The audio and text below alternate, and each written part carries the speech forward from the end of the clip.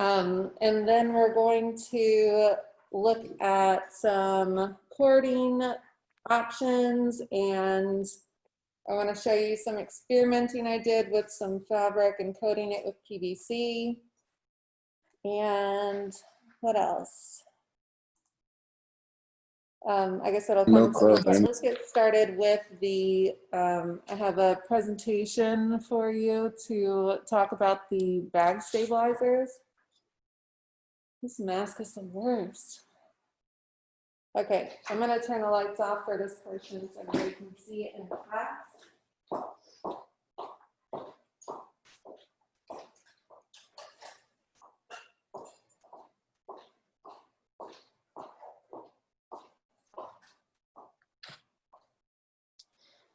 I'm trying to decide, and maybe you guys can help me on what the best way to do the demonstration part is. I know that it's easier for the people in class, but as far as like working at the machine, I think I could explain it to you guys, like walking it through, but I don't know, seeing it step by step would be much better. I have my cell phone that I can mount on the tripod and sort of look over, but then it would have to be uploaded separately, which isn't terrible. But how do you guys think you would like to see it from the computer standpoint? I think what you said about like the tripod would make sense. Okay. And then while we're in Zoom, I can just put this here and have the lights on, obviously, but put it close to the sewing machine and then have the alternative view with the iPhone and post that later. Okay, that sounds good. So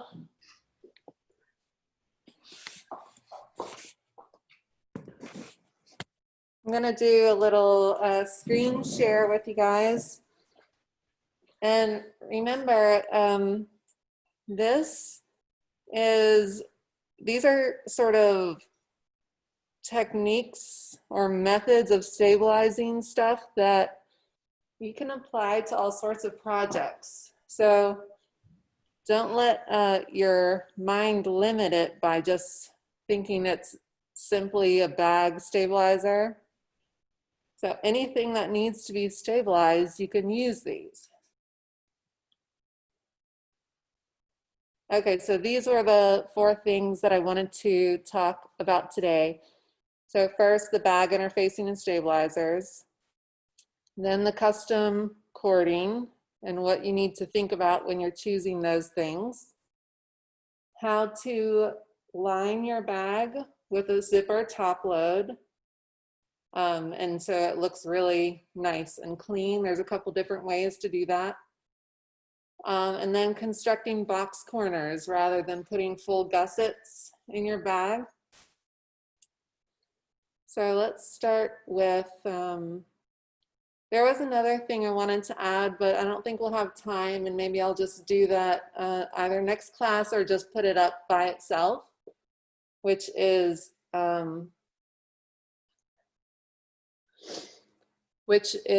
making a zipper pocket in the lining. It's almost like making welt pockets. It's really easy, and it'll click just like that when you guys see it, if you haven't already seen that done before. But moving on into the first item, interfacings and stabilizers for bags specifically, but in general, you can use them for a lot of different things. So lots of different stabilizers, and they give you different effects. The first one, first like category I want to talk about is the one that we all know, like the Palon brand in Joann's and all over the internet. You guys use it, you guys know it. There's the woven type, they're non-woven, which is like this fiber web situation, and then a knit. And it's just supposed to give you different characteristics, like more rigidity versus like a little loftiness, and then some flexibility and movement in the actual engineering of the knit. But you guys don't need to know much about that because you already work with them. You know their characteristics. They're the lighter of the bunch that we're going to be talking about. So this is used when you need just a little bit of stabilizing. The double-sided fusible, that can be helpful if you want the backing and the face of your project to be one piece with a little bit of extra something in the middle. So keep that in mind. And then hair canvas down here in the corner, usually for tailoring jackets. This is going to give you a substantial weight to it, but it still has a really nice drape. So it will help you keep shape, but also let the fabrics, and especially the nicer fabrics, roll over on itself and give you that really high quality look. So hair canvas is sort of a special thing on its own, but it is sew in. It doesn't work with fusible, it has to be sewn in. Okay, and usually that's done with a special stitch that's pretty hard to do when you're getting your roll on your lapel. But that is better for a tailoring class to get into. Let's go into foam stabilizers now. So a good brand that people use is Soft and Stable. It's a lot like Headliner, if you know what cars are typically lined with at the ceiling. It has like a sort of knit, almost fleecy fabric backing with maybe a 1/4 inch of foam typically. The problem with this is that it does crease. I think the foam, the Soft and Stable one does a little bit less of that because it has the knit on both sides. So Headliner is sort of one of those things that you can use in a pinch. There are always things you can use in a pinch to stabilize stuff, but the proper stabilizers will perform the best. And that's why you pay a little bit extra for them. Then we have straight up batting, which is usually for quilting and blankets and stuff. Now, all 3 of these, they will give you strength and sturdiness and add, you know, durability and shape to your project, but you get this puffiness with it, and that can sometimes look crafty. So a good way, unless you are going for that look, a good way to get around that is to use these specialty stabilizers that are very thin and dense and strong. So going away from this volume, this foam type of stabilizer, these are just specific brands of foam, but sort of give you the same effect. Resin stiffened inner lining. I don't know if you guys have ever seen this. Naomi, you've seen that specifically because I brought that piece in for you to potentially try out for your headpiece. But it's like a woven interfacing, and it just has resin on it. So it gives it this extra stiff feel, but the resin is there so it can adhere to fabrics. So when you iron this, it sort of softens up. It does create a rigid project though. So if you look at that witch's hat, it'll give you stuff like that. Or they use it in shirt collar corners too, to give them those really crisp corners. So that's what you would use to get that type of effect, that really thin, crisp look.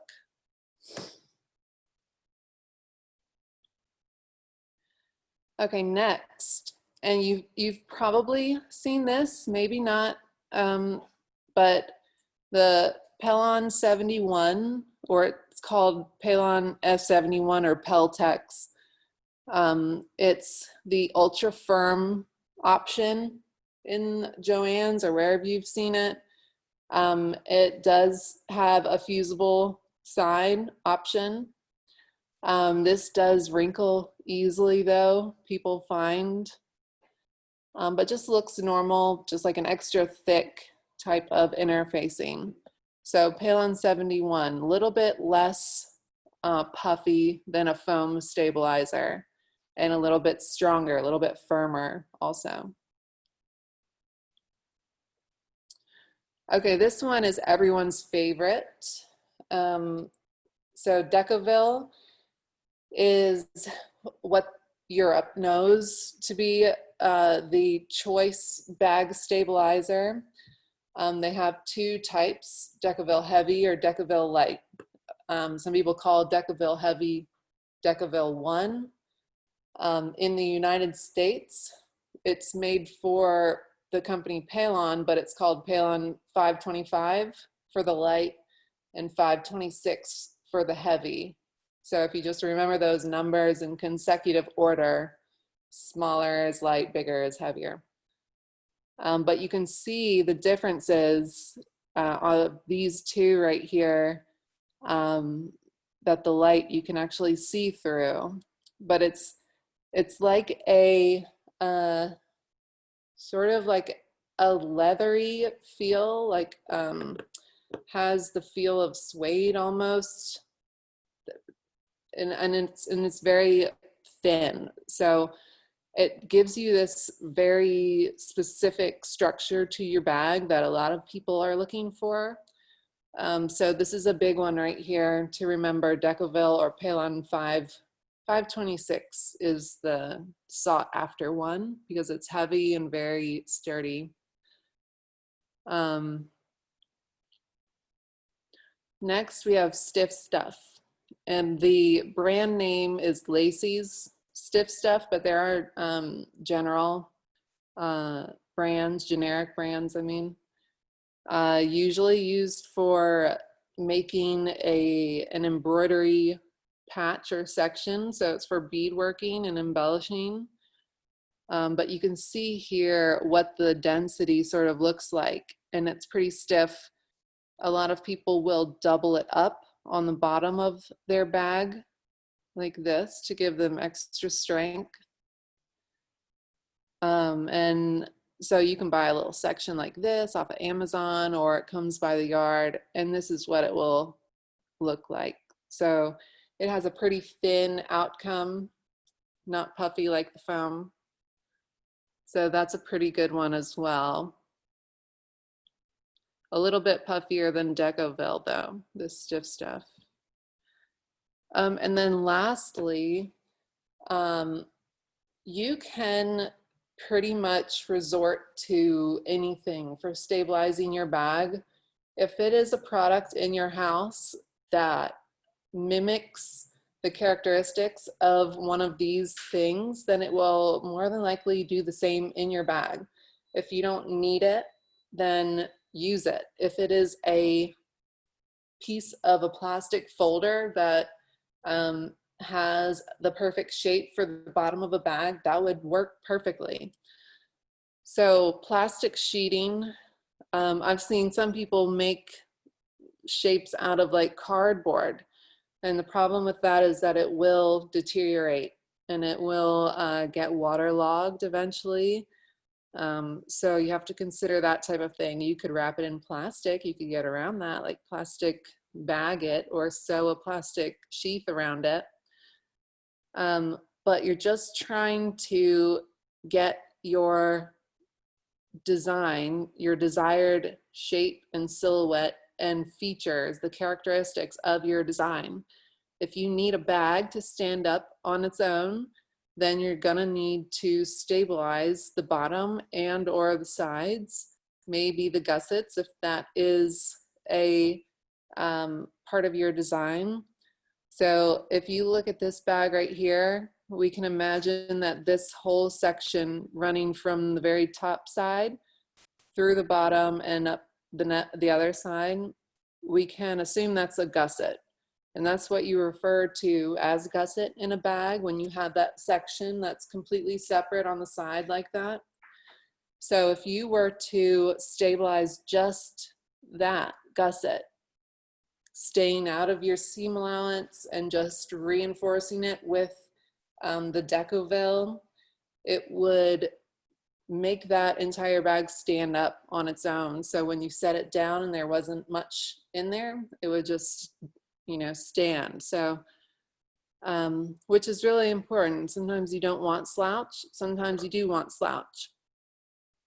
So in the bottom, some companies offer these pre-cut specific dimension shapes for the bottoms of bags, stabilizers, or you can get stuff yourself. Get sheets of plastic from Amazon and you cut them custom to your bag. There's all different types of thicknesses and different polymers that give you different characteristics. Like you can melt it, you can heat work it, you can just cut right through it with a few swipes of your box cutter or whatever.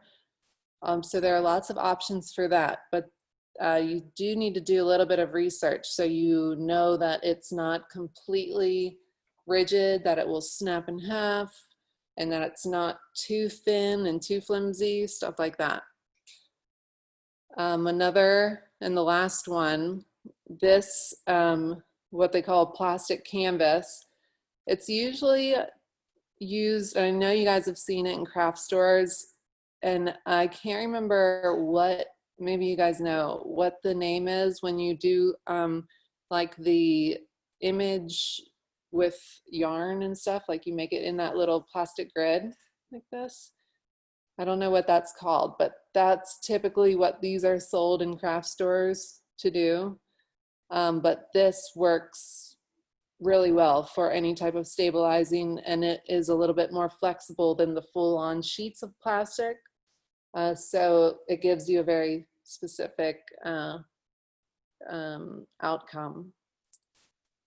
But those are the most common, the most used, and the most liked by designers, especially this Decoville one. But this will all be up on Blackboard for you to look at and review, and there are written notes about these. All the different characteristics of them are bullet pointed in the document. So I will put that up on Blackboard. You guys have any questions about those real quick before we move on? Okay. All right, I'm gonna stop sharing and I'm gonna turn the lights back on. Does everybody know what I'm talking about when I say box or yeah, box corners for bag making? Like that style of bag? Where you have... No. No? So it's like, or let me just look it up real quick. It's like when you have a side seam and it comes down into the bottom area of your bag and it makes a little T at the bottom, the seam does. And it's a super simple and easy construction method.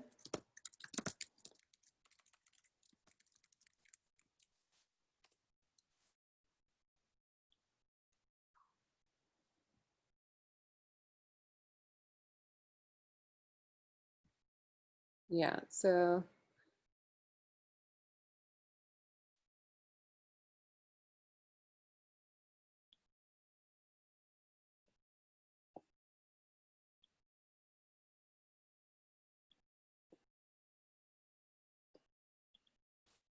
it's basically just like this, because however you do it, you have to make some volume. Usually there are some bags and totes that are really like unidimensional, but this is one way to get volume in your bag and create some depth to it. And like we said just a few minutes ago, the other way is to put a full-on gusset down the side.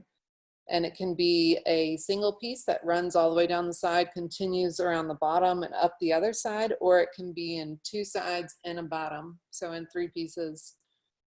But usually you do want some volume in your bag, because otherwise it's just a simple tote bag. But so I want to talk to you guys about how to make that simply. Let me turn the lights on real quick.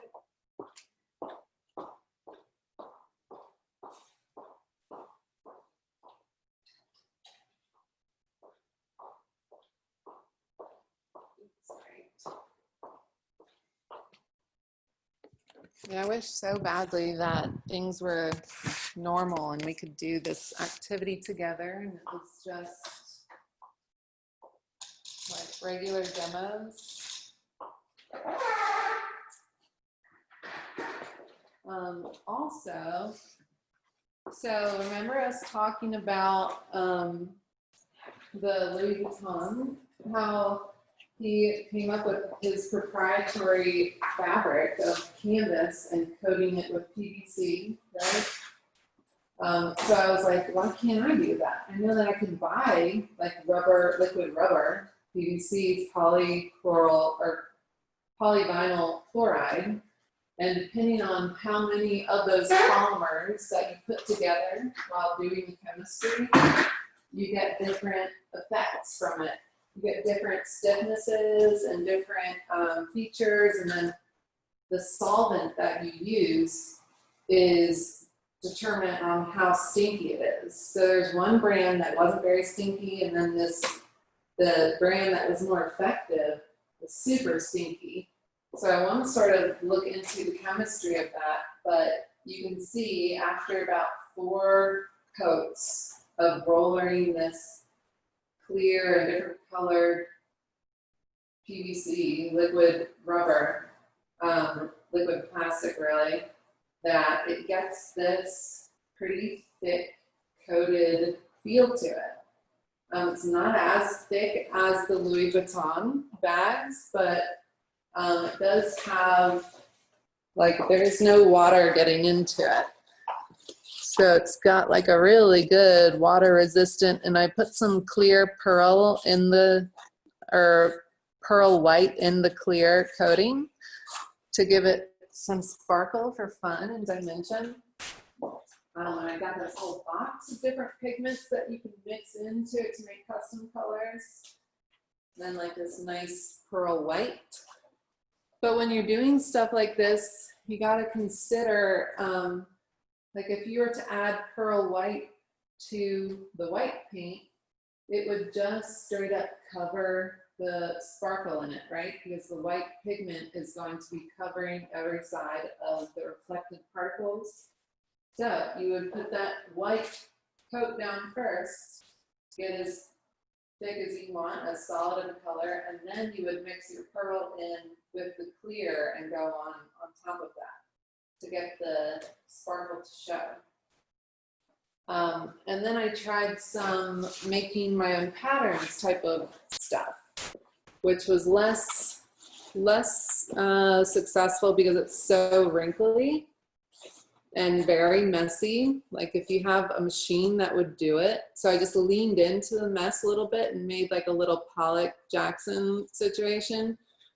But still the same effect, like very waterproof.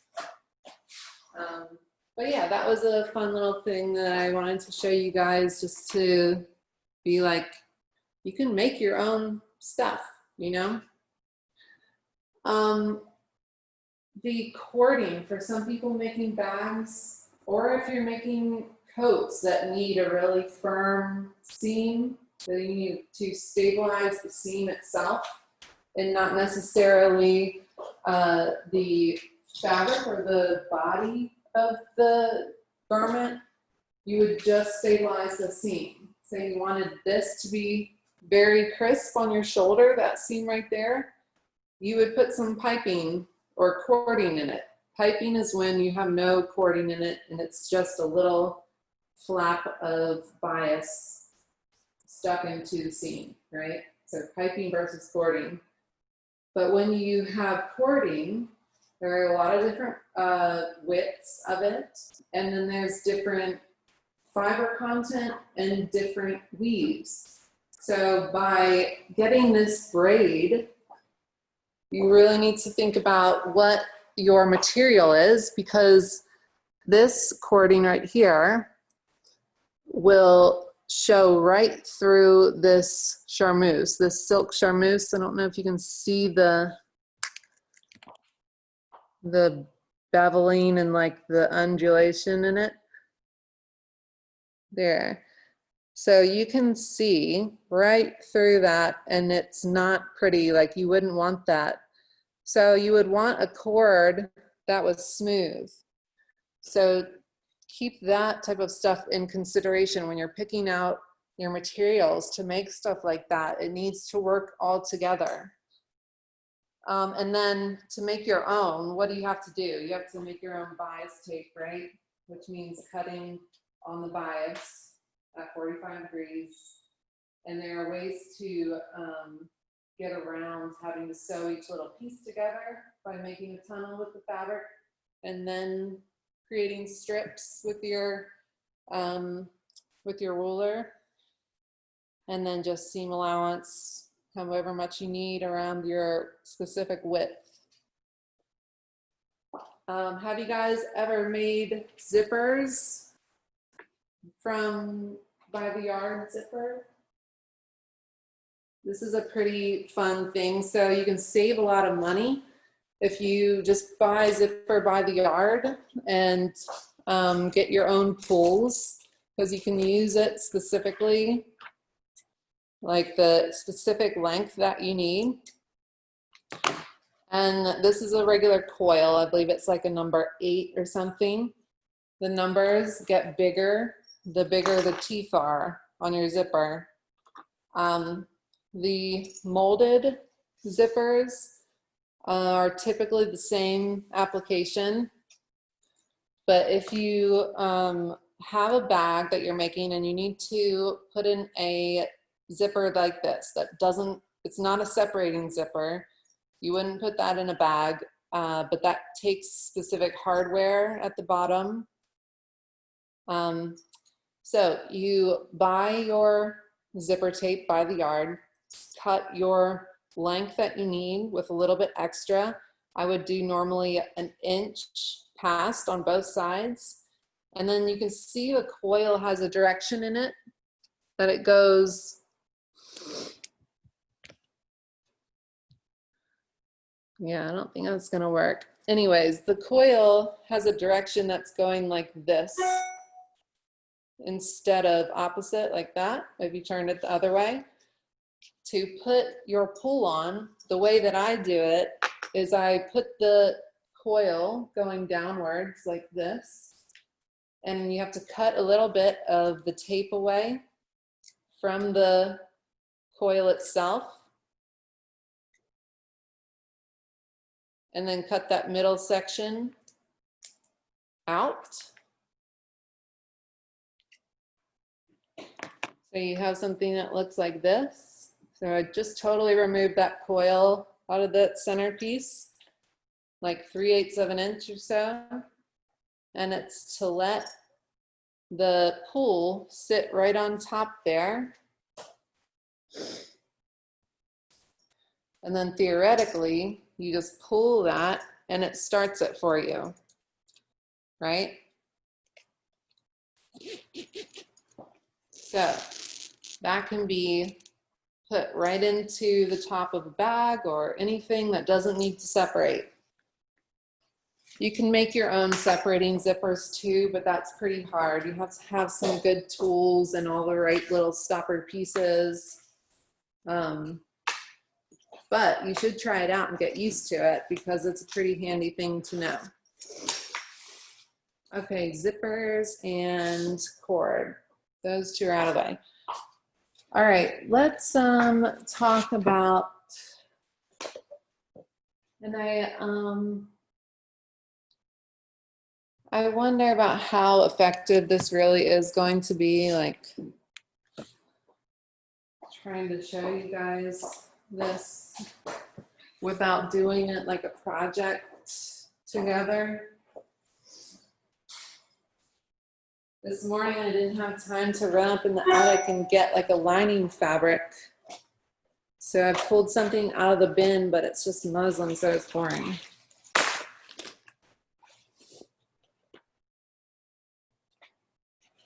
Okay, so I think I'm going to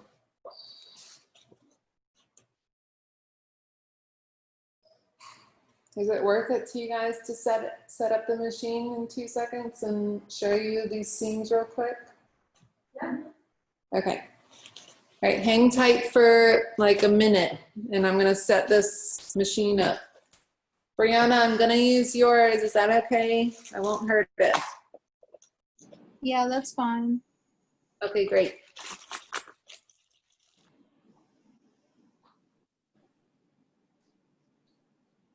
So everybody working with leather, remember that I've got like 4 or 5 packs of leather needles for these machines.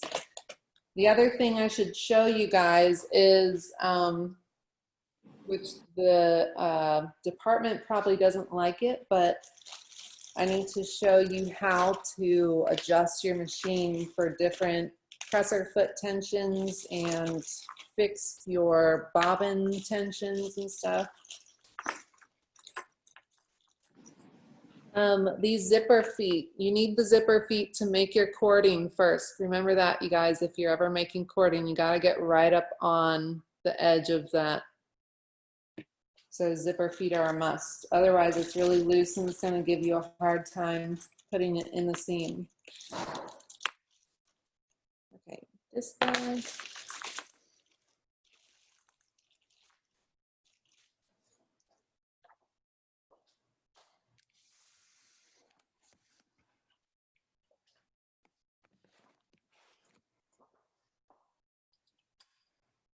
Oh, I forgot that I was up.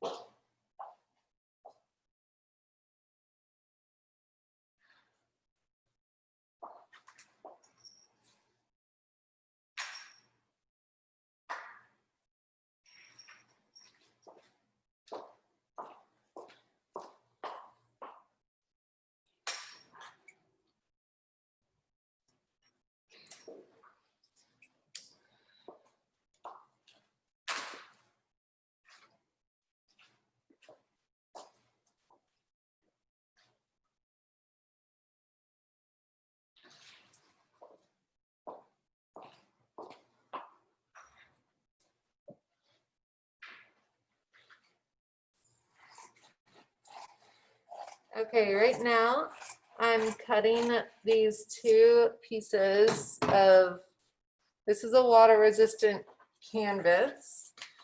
And not that that's really important, but that's why it's sort of thick like this.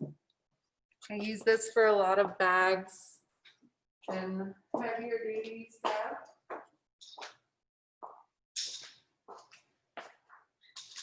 Should I turn maybe one light off so I can see better? Yeah.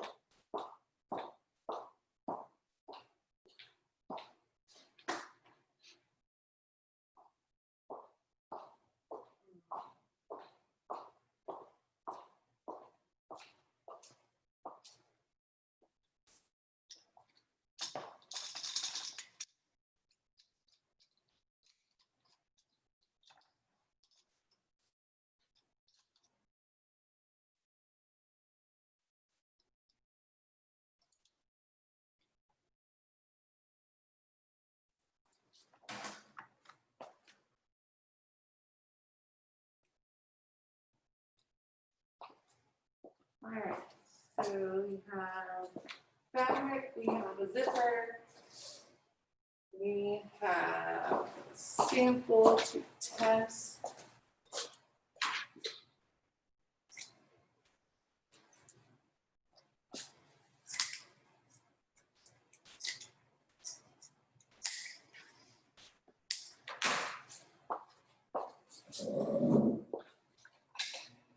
Okay, I'm gonna make sure this machine's working okay real quick.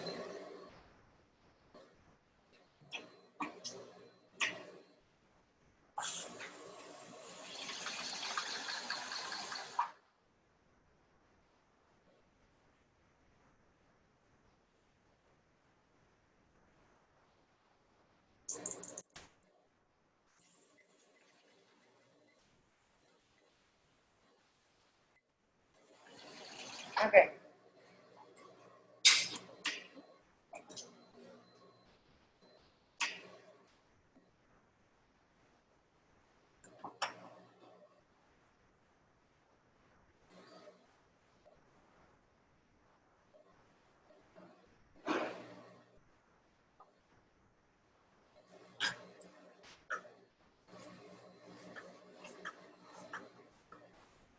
Oh my gosh, you guys, these are brand new shears and they cut like butter.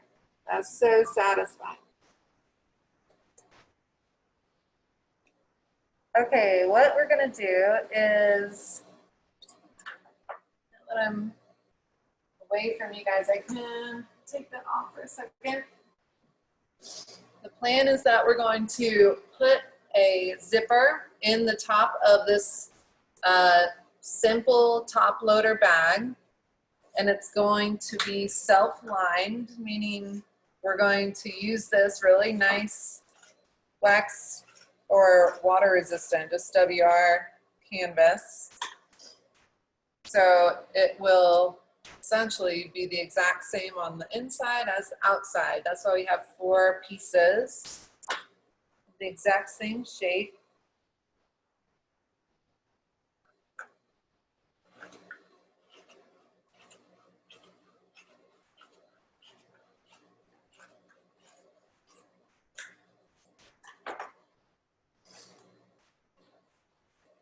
Okay, 4 pieces like this. We're going to put this zipper right in the top here. And what we want to do is cleanly finish off both sides of the tape, the upper and the bottom. So to do this, it's going to be really simple. You guys, once you see it, you're like, yeah, I know that. That's exactly what I would think would happen. But it sort of doesn't occur to you until you do it. So I have my zipper face up like this. I'm going to put one edge of my fabric along the edge of the tape, covering it up, like going the wrong way, right? Now I'm also going to sandwich one underneath this zipper in the exact same position, but right under it. So essentially we have a zipper sandwich right in between this really nice canvas, okay?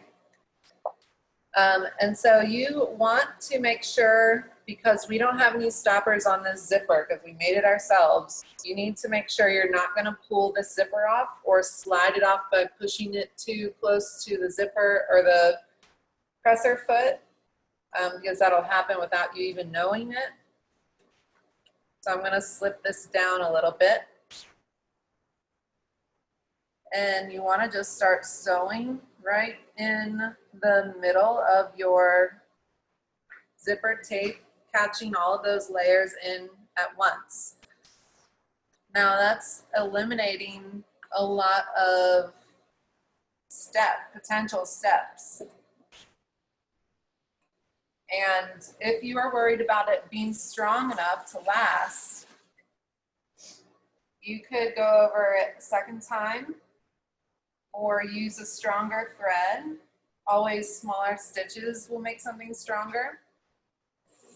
And as well, if you would like to get ultra close to the zipper coil, you would want to use your zipper presser foot so you can butt right up to it.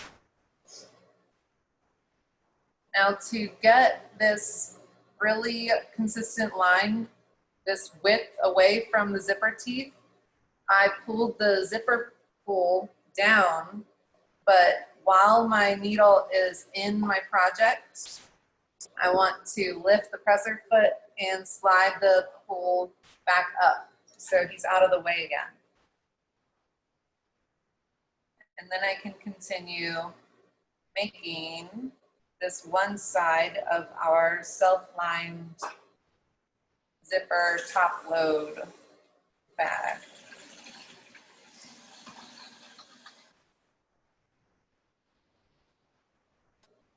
You also want to pretty consistently check to see if your work is still in the right place, that you're getting everything really consistently lined up. So that one side now is going to open up and live on the one side but folded back. So now you have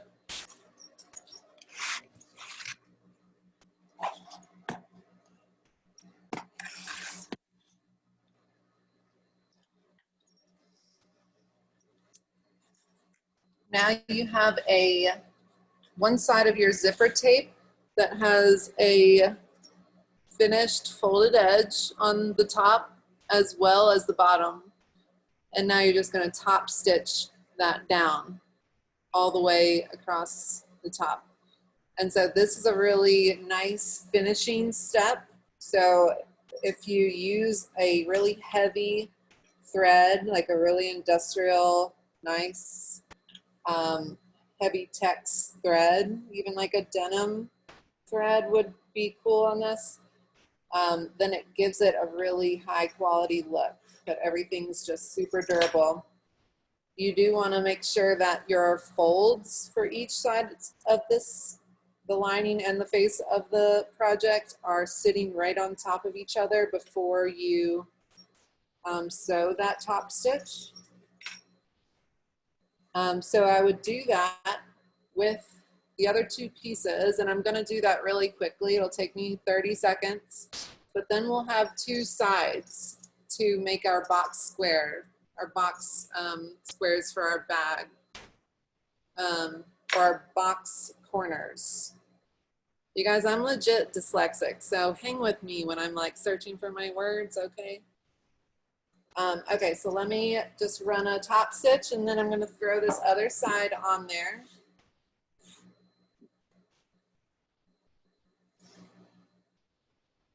I wish I had a nicer thread with me, then we could make this an actual little like toiletry drop kit bag.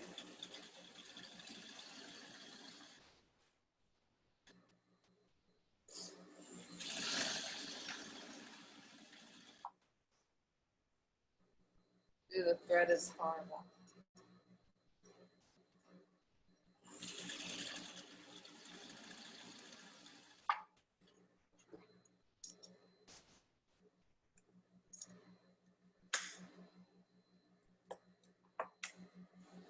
Okay, and anyway, though,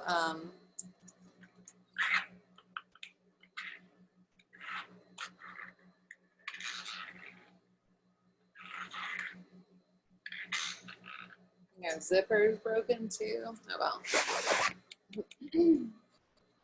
Okay, so I'm going to do the exact same thing on the other side.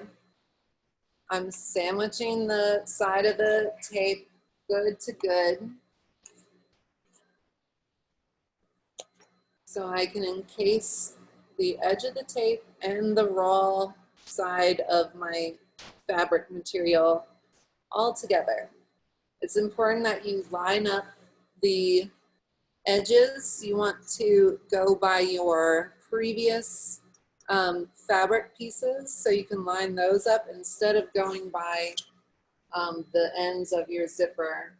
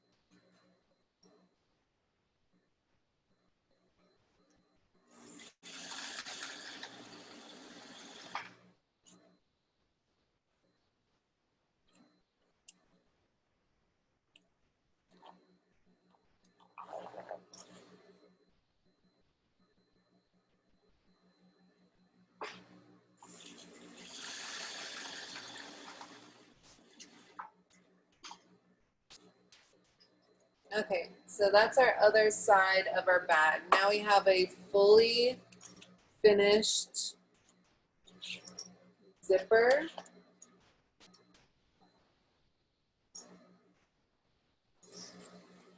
That is nicely finished off on the face of the project as well as the underneath of the project. So that is a way to line with the zipper at the very top. Some bags will have a complete other section at the top with your zipper.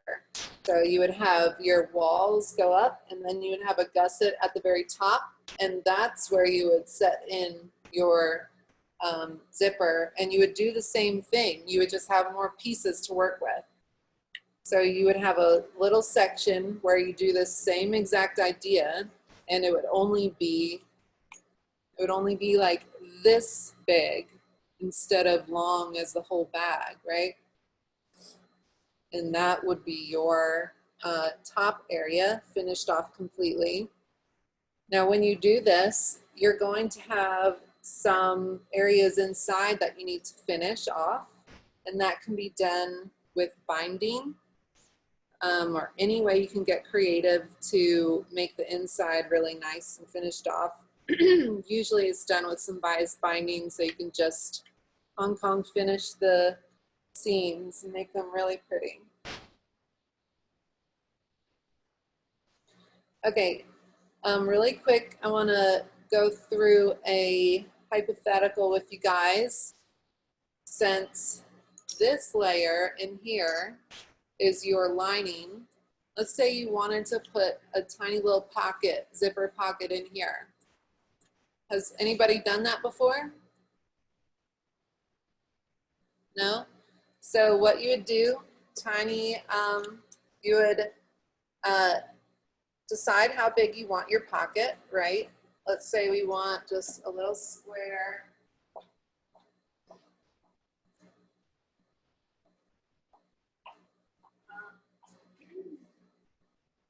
So you guys can see it, I'm going to use the muslin fabric.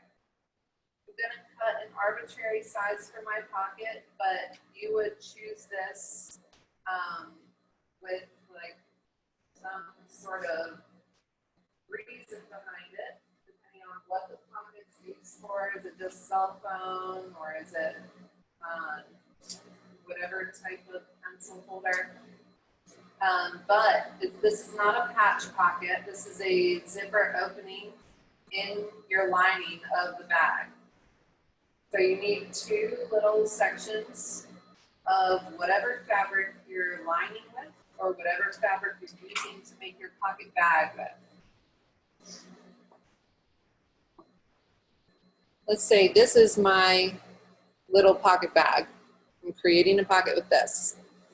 On the side that you're gonna apply to the lining, we're gonna create a tiny opening as long as your zipper needs to be. And how I do that is I make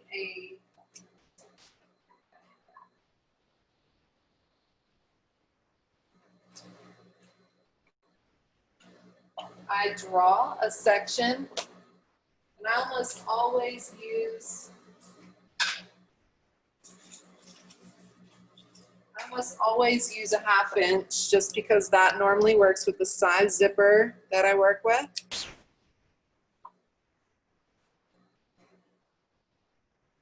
You need to leave a little bit of space at the top, like 1 inch, but I would center where the height of my zipper opening would be. And then I would give it a 1/4 inch on either side to create a full 1/2 inch. And then I would give myself enough room for sewing on the ends. So at the very least 1/2 inch, but more like 1 inch is better. So stop your zipper opening about 1 inch from the sides. Give yourselves those little triangles that we do for welt pockets, remember? And that's the same thing that you're doing for this opening, same as the welt pockets that we do. So I would place this on my project exactly where I wanted it.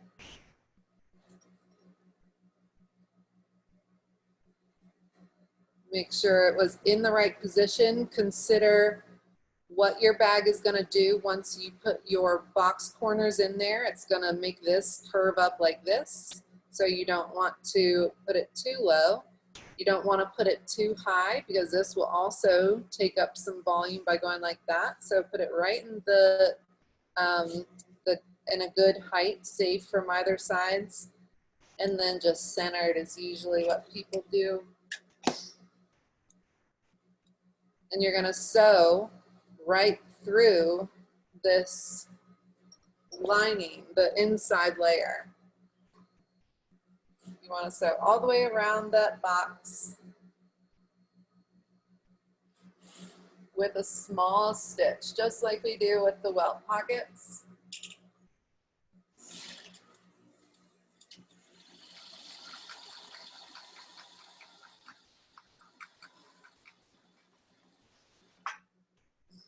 And normally this shape, this opening for your zipper would be patterned into your bag patterns, right? So you would have like a little punch hole to tell you where the center and how long your pocket opening is going to be.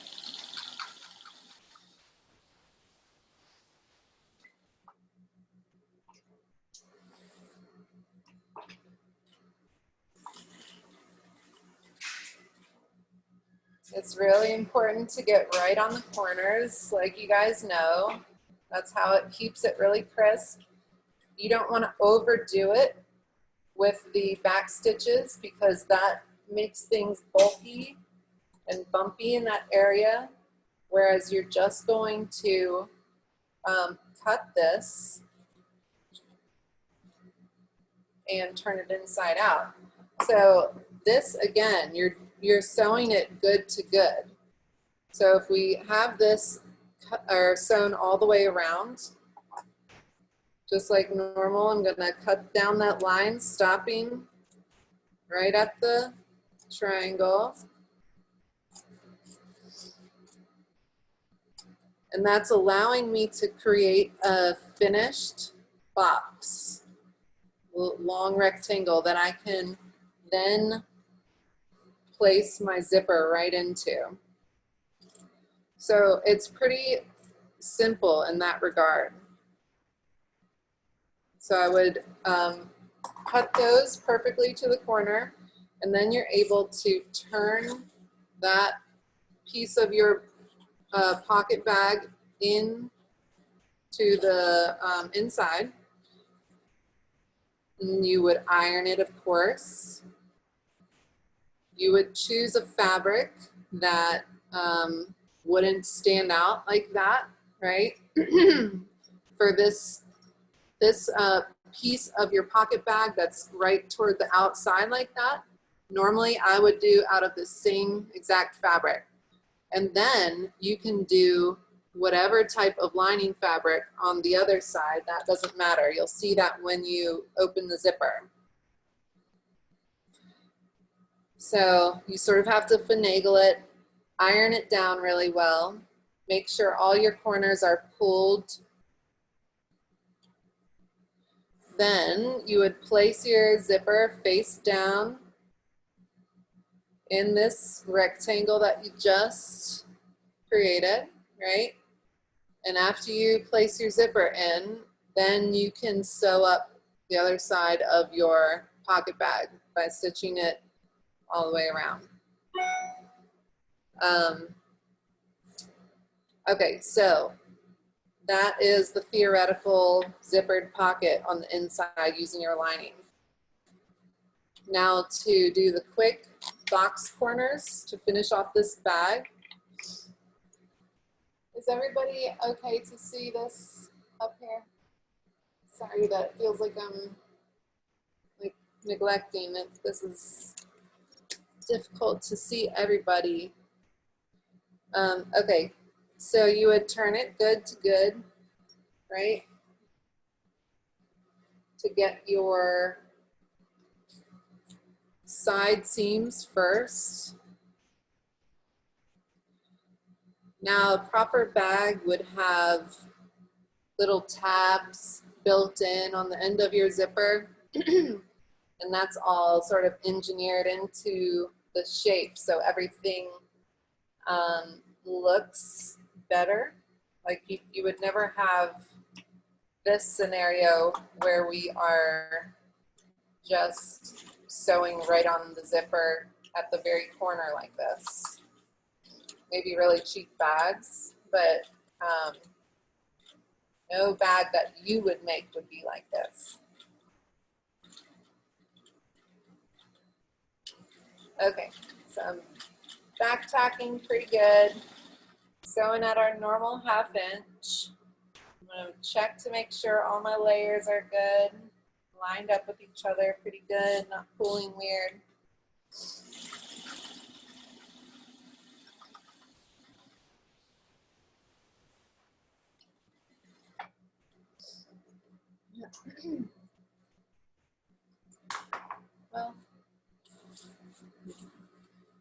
Well, you can either go all the way across or all the way around, or you can do one side at a time, so things don't get pushed along weirdly. So it seems more evenly distributed when things are spread from the presser foot.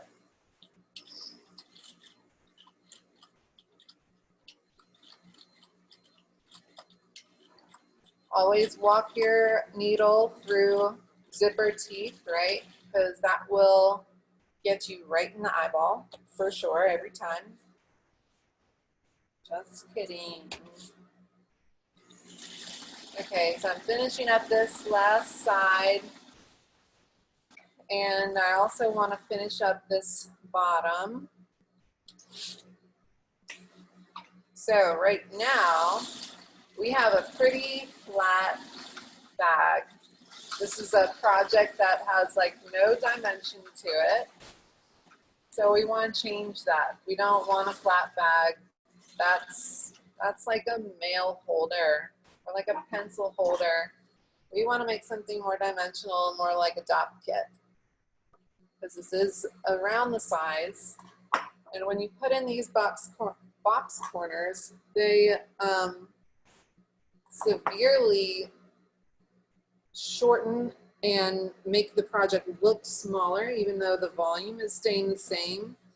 But it does change how it, you know, aesthetically, physically, how it looks, how big it looks. Okay, so there are two different ways how to do this. Some people will have this sewn in a way that is more complete, and they will do some like origami stuff to the sides. They press it out. Of course, it needs to be right side out.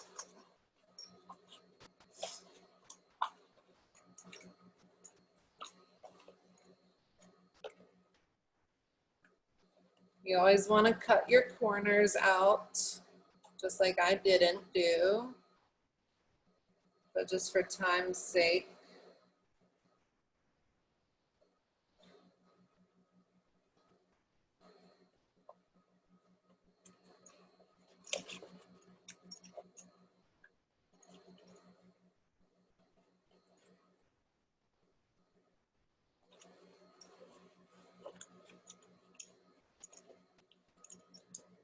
Okay, let's say that these corners are pretty and we cut our seam allowance off in the corners and now it's laying really good. Let's just say that for a second, okay? So you would have corners like this, and the pattern might change a little bit when you're doing it this way, but you can just work however shape you want into this bag. And if it's done like this, you'll see on like newer style bags that people will do this type of forming and keep this area right here. It makes a little triangle right on the seam. There we go. And you would put like a little spot right there, or rivet. Some people call them spots. You would put like a little rivet or grommet right there, and that would hold it to the bag. Now, the way that I always do it is by cutting out the corners themselves, by removing those little sections. Now, let's say we want a corner that's going to be 2 inches. Since this is a small bag, we're going to do a 2-inch corner where the seam comes in the middle and it splits into a 2-inch T. That means we have to take away 1 inch out of the inside of the sew line. Because if it's going to be split, that inch is going to make up the other half, the other part of the 2 inches.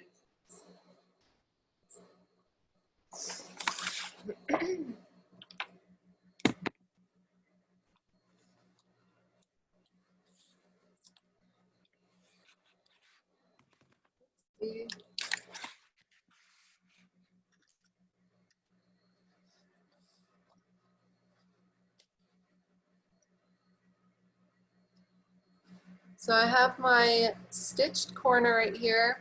I want to take away an inch, a square inch from the inside of that seam, not counting the seam allowance, but I'm going to take away a full square inch from the inside of our sew line.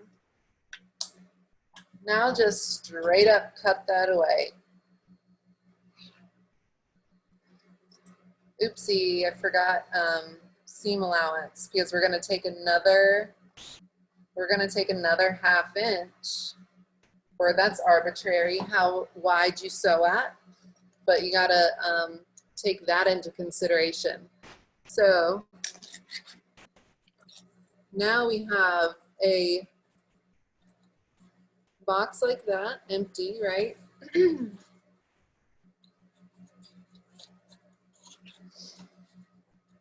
And you want to just pop it open, do what it would do when it would be a, I cannot tell if that is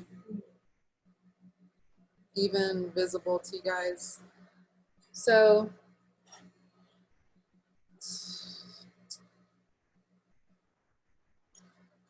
you're basically forcing it into that 3D shape, right? I'm making my side seam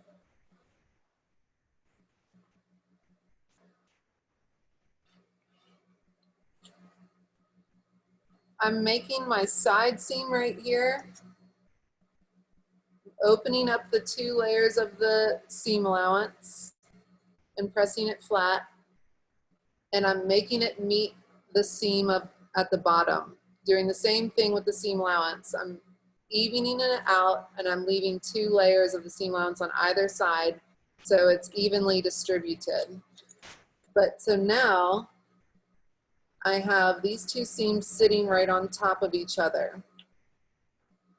And it's going to create this little area that I can sew. Man, I wish I could show that better somehow. But does that make sense? So I cut that square and I sandwiched it together, squishing the side seam down right on top of the bottom seam. And once they're laying directly on top of each other, I can sew that, which I'm going to do ½ inch again. So that's going to add another inch to my square. I forgot about the seam allowance for when I'm sewing as well. So now we're going to have a 3 inch, or around about 3 inch T. So now it looks like this.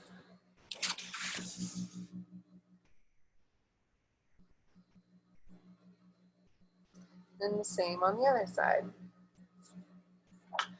You want to cut this pretty good. This is another section that you would bind with some bias binding. And when you pull it back around, you have this nice little box corner.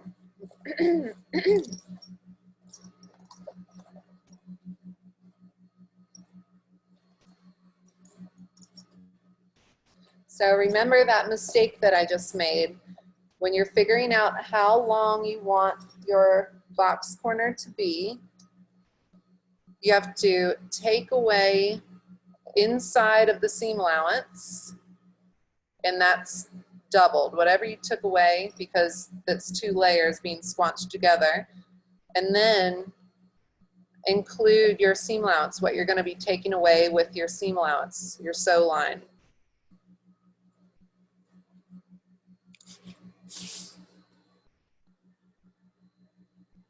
All right?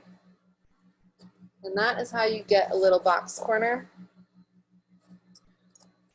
And now we have a really terrible little dot kit that we can use around the classroom, with the zipper broken and everything. Okay, what's the last thing that we needed to talk about? Or is that everything?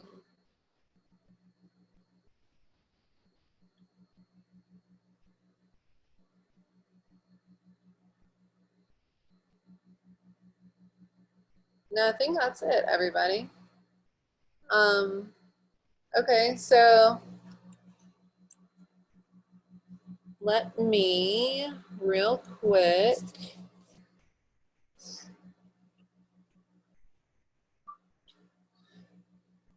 does anybody have any questions about that? I know that it's not ideal, and that's really like fast forward through that stuff, but I feel like you guys are seniors and you catch things on, catch on really quickly.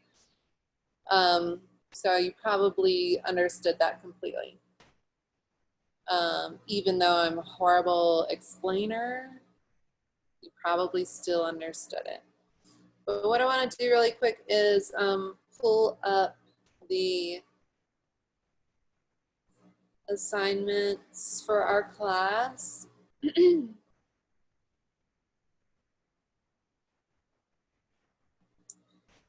Okay, so did everybody, we needed to talk about this actually, which we didn't.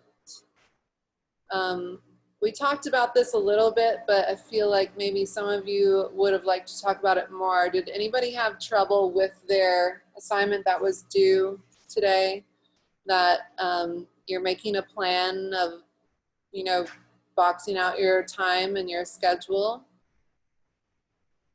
Did anybody have trouble with that? Do you want to talk about it? Did anybody not get it turned in? Do we need? So we got a lot of people that didn't do it. That's okay. Then because I should have sent out a reminder, that's fine. We can change that due date to Wednesday. And if you are somebody that already turned it in, I will remember that. So good job. But let's talk a little bit about this then and what exactly is expected. We're going to change the due date to Wednesday. Kate, yeah. if I turned it in already, but I saw some due dates that I have to like adjust to, can I change it and resubmit it? Sure. Yeah, of course. Okay. I always put multiple attempts on the on the assignments for uploading them. Okay, so I'm sharing the assignment screen. Yeah, that was my fault, you guys. This weekend was nuts trying to catch up.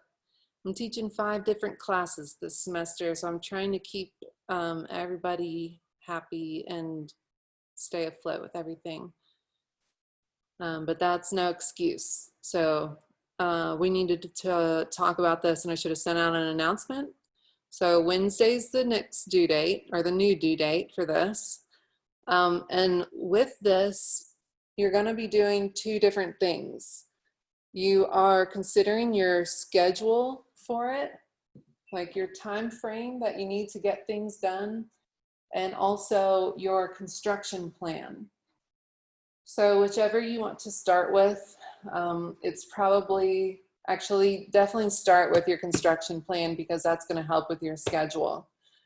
Look at your piece that you're making.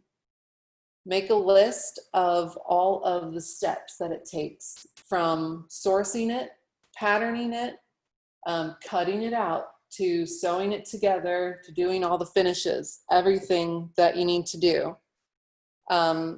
No step is too small. Put it all in there. It all needs to be accounted for.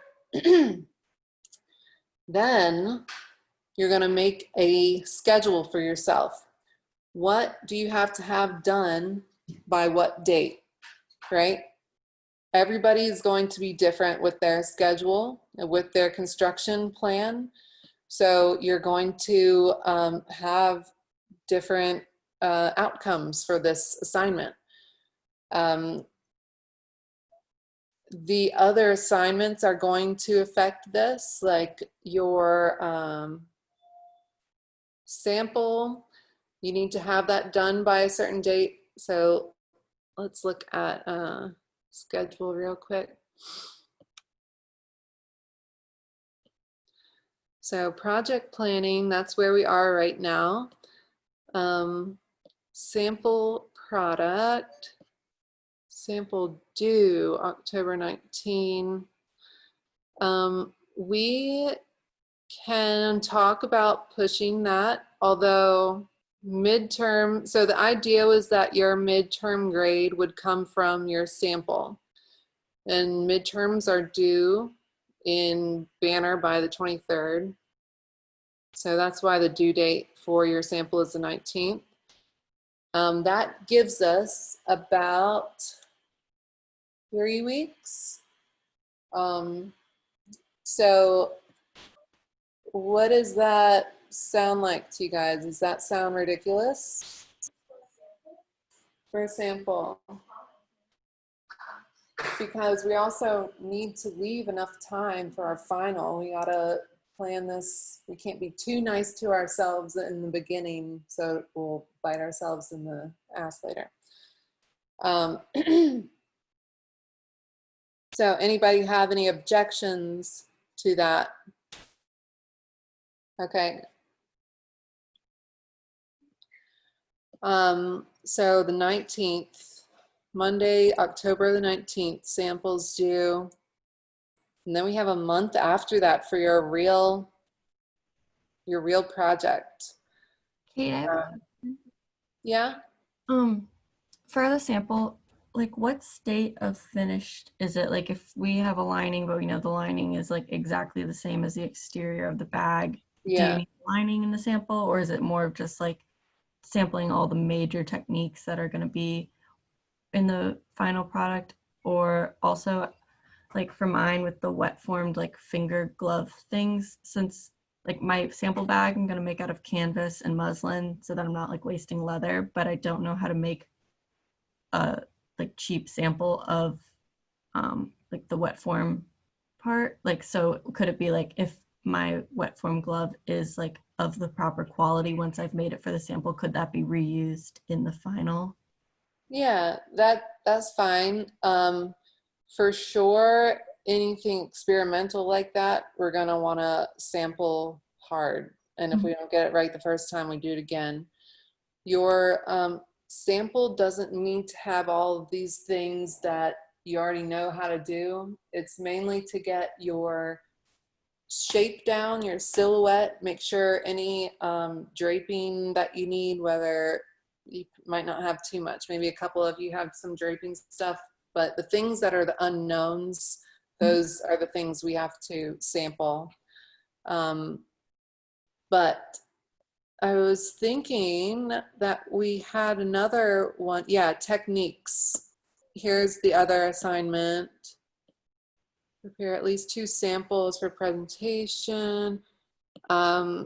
We probably won't have that presentation since we already used our research assignment for a presentation thing.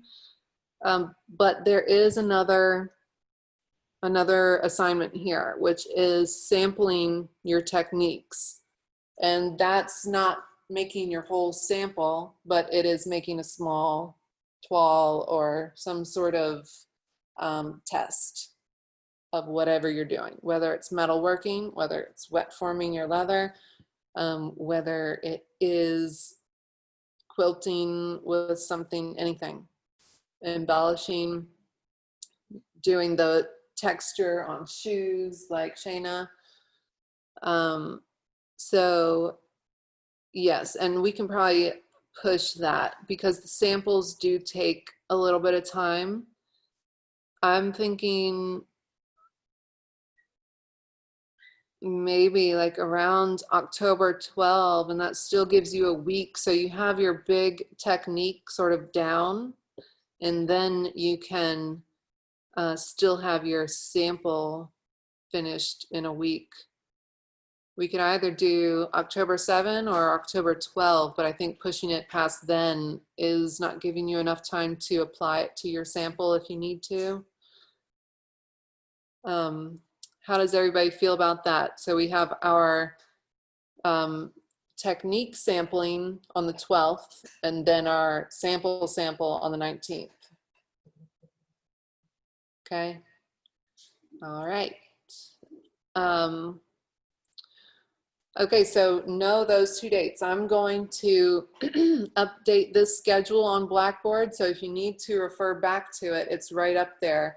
That's why I took down the document ones, because uploading those is a weird hassle and you download them and then you have wrong ones in your computer. So I just keep it in this one linear item on Blackboard and keep that updated.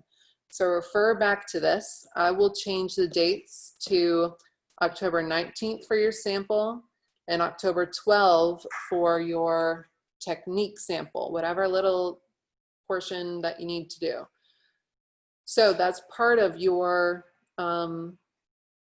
schedule, right? What do I need to do to be ready for this?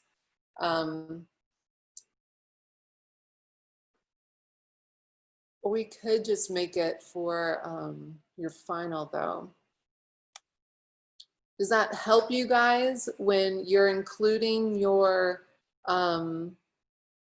sampling and stuff? Or should we just make the plan and schedule, your construction plan and schedule, just for when you're thinking about the final? This is after October 19th and you are past the sampling and you sort of have a better idea of what it takes. Is it better to just keep that specialized for your final project? Can it just be like situational? Because I've already done something.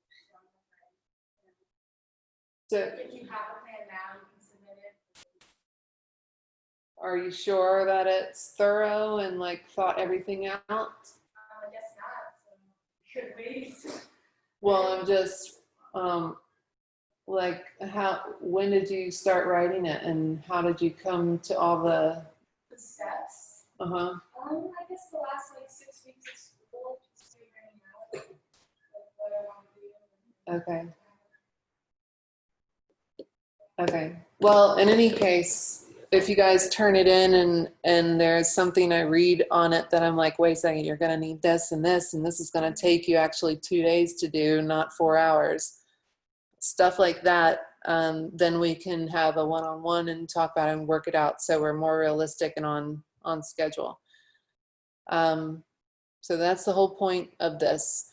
So I'm going to say then let's keep it to final project only, because that's going to help you hone in on exactly the steps so you don't muddy the waters with, this is my sample, this is my testing technique, this is all that stuff. So in that case, you won't need to know the date, except that everything starts after the 19th. The calendar you're making for yourself starts after October 19th and goes until November 23rd. The schedule says that the final project is due on the 18th, but I know we're going to have people being like, can I have a couple days? Can I have a little bit more time? So if you're done by the 18th, awesome.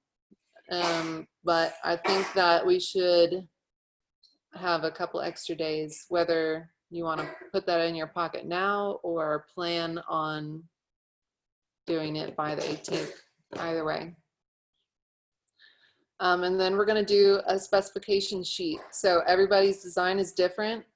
I don't have all of these accessory specification sheets, so I'm going to have to collect some. I'll have to search for some legitimate, valid ones. But this is going to help us just keep in standards with the industry. So yeah, it's coming down to it, you guys. We are in the middle of our semester pretty much. Okay, so any questions, you guys, about what we're trying to achieve with this next assignment and how you're supposed to outline it, from what date and everything after October 19th? Block out. Yeah? My schedule I kind of did it from like now, because some things like making my molds and stuff I included, and that I need for both the sample and the final product. So is it okay if I leave it to include like the days before October 19th as well, since it's more like the stuff that has to be done for both the sample and the Totally. product to be like used? I did that too. I did that also. Okay, that's totally fine. If that helps you better, then that's great. Keep it that way and we can use that. just as long as it doesn't confuse you and doesn't get in your way, then that's great. But yeah, just block out your time and try to be as realistic as you can. Remember that everything takes longer than you think, okay? And then maybe try to build in some little wiggle room in case things go wrong. Some backup plans and some extra time here and there. That's a perfect world though, but so any other questions? Or I think that you can use the rest of your time to get whatever is most important done to you right now, whether it's this class or something else. I don't see anyone saying anything, so I'm going to assume that everybody's good. All right, well, email if you guys have any questions or if you want to talk one-on-one. Jonathan, how are you feeling, little strep boy? I'm better. I didn't have strep. I had my wisdom teeth ruptured. So Oh my gosh, ruptured? yeah. Dang. So I'm ready for real food. Oh, I'm sorry. That sounds like it hurts really, really bad. Do you want me to email you my sketch, or do you want to meet to show it to you? Because I didn't know if it would let me submit it since it was past the due date. Oh, it should. Did you? Okay. You didn't try yet? No, I didn't. I just had it in my sketchbook still. Yeah, I always leave that unchecked. But sometimes Blackboard's a little bit squirrely, so it does things sometimes opposite of what I tell it to do on the automated thing. So if it doesn't, just email me and I'll change it, or we can talk one-on-one. Yes, ma'am. Thank you. Yeah, okay. Feel better, Jonathan. Do you think we could talk one-on-one about my project really quickly? Sure, yeah. Okay, everybody else is good? Yes. Cool. See you on Thank you. Wednesday. Thank Yeah, you. of course. Bye. Of course. Have a good day, guys.